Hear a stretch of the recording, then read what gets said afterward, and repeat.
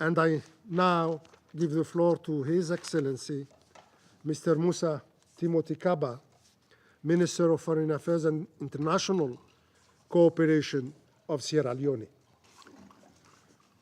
Thank you, Mr. President, Excellency Minister Ahmed Attaf. I thank the Algerian Presidency of the Security Council for convening this high-level open debate on countering terrorism in Africa.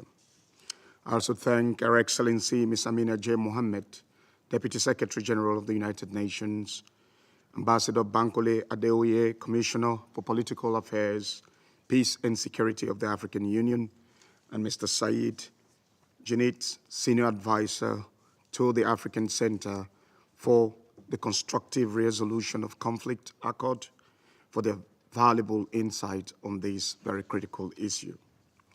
In light of the recent heinous terrorist attacks in the Point Tribal area of Benin, which resulted in numerous casualties, I express our deepest condolences to the government and people of Benin. Regrettably, terrorism and violent extremism have escalated dramatically across Africa in the last decade, with the Sahel and part of West Africa now recognized as the new epicenter of terrorist activity.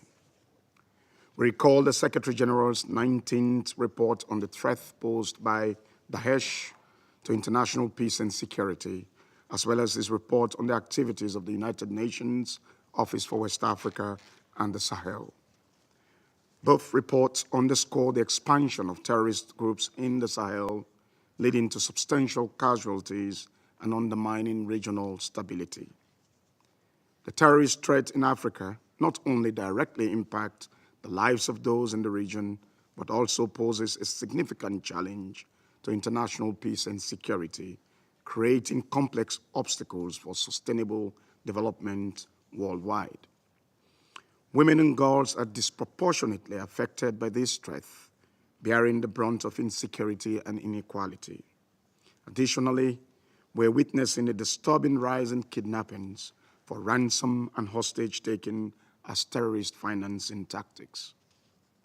Sierra Leone unequivocally condemns all acts of terrorism and violent extremism in all its forms and is fully committed to combating and supporting efforts to defeat this scourge, regardless of who the perpetrators may be. Mr. President, terrorist groups are increasingly adept at forming alliances and exploiting existing grievances, conflict, poverty, and unemployment. They take advantage of ungoverned spaces and the vulnerabilities of porous borders through which arms, drugs, explosives, funds, and people move largely unchecked.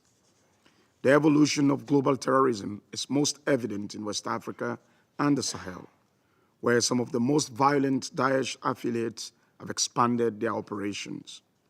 Groups such as Al-Qaeda and ISIS affiliates now control vast territories, exploiting the suffering of millions. Countries in the central Sahel, such as Burkina Faso, Mali, and Niger, as well as neighboring states like Benin, Cote d'Ivoire, Togo, face attacks by terrorist groups like Jamaat Nusrat al-Islam wal Muslimin, known as the Jenin, and Islamic State in the Greater Sahara, targeting both security forces and civilians. Despite being signatories to the Algiers peace agreement, both Jenin and the Cadre Stratégique Permanent pour la Défense du Peuple, the Azawad, known as the CSP-DPA, remain active in Mali, carrying fewer but deadlier attacks. In the Lake Chad Basin, insurgent attacks replicating the Boko Haram tactics have heightened concerns about a broader relapse into violence.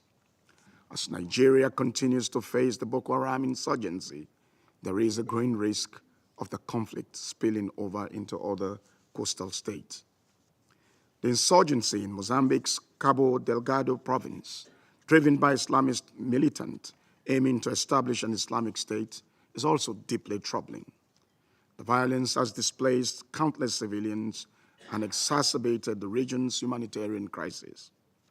This Council is fully seized of the threat posed by Al-Shabaab to Somalia and the East African region. Mr. President, addressing the security, economic, and governance challenges posed by terrorism in Africa requires multidimensional African-led solutions with global support. Allow me to offer a few reflections on this matter, Mr. President. First, we must address the root causes of terrorism by acknowledging the socio-economic challenges faced by the continent, such as the lack of inclusive, people-centered policymaking. We need to strengthen governance structures and develop processes that promote meaningful participation from all stakeholders in decision-making. We must also implement non-kinetic responses that address the pressing issues of poverty, youth unemployment, drugs and transnational crime, poor service delivery, human rights abuses, and corruption. In regions like West Africa and the Sahel, where youth comprise the largest demographic, it is crucial to rebuild the social contract and invest in young people's potential, ensuring that they can create and thrive in inclusive environment. We must combat the disillusionment that drives thousands of young people to join terrorist groups, offering them an alternative path of hope and opportunity through development, community building, and engagement. In doing so, we must prioritize the needs of women and girls, who are often the most affected by insecurity and marginalization.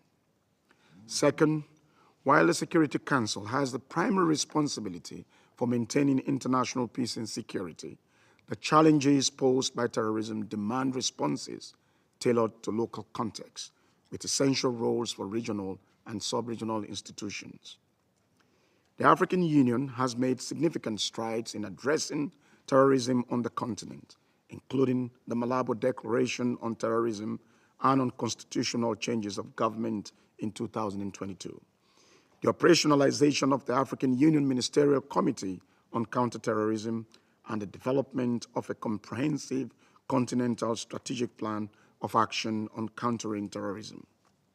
At the sub-regional level, our commitment to eradicating terrorism in West Africa remains steadfast, including through the ongoing operationalization of the Counter-Terrorism Plan of Action. We also acknowledge the effort of ECOWAS as outlined in the final communique of the 66th Ordinary Session of the ECOWAS Authority of Heads of State and Government of 15 December 2024, which notes with concern the continued challenges to which security and instability in the region, fueled by the activities of terrorists, armed groups, and violent extremists, transnational organized crime and criminality, resulting in the loss of life and property. We continue to note with concern the disengagement with ECOWAS and the security vacuum created by MINUSMA's closure. We also take note of the dissolution of the G5 Sahel and the establishment of the Alliance of Sahel States, and welcome concerted efforts to strengthen collaborative mechanisms between the AES and the wider West African region in creating inclusive solutions to issues such as cross-border security and counterterrorism. There are opportunities for advancing these common objectives through the 5-year Memorandum of Understanding between the United Nations Office of Counterterrorism and ECOWAS, which addresses support for institutional and human capacity building in the region to better address the multidimensional nature of counterterrorism. As part of Sierra Leone's commitment to countering this grave threat, our Attorney General tabled at Parliament the bill entitled the Counter-Terrorism Act of 2024 just last week. Once enacted into law, the Act will provide for offenses of terrorism and terrorism-related matters, enforcement measures on terrorist funds and other assets, prohibition of financial support to terrorism and related issues. Sierra Leone is proud to have supported regional initiatives across Africa and been part of troop and police contributing countries.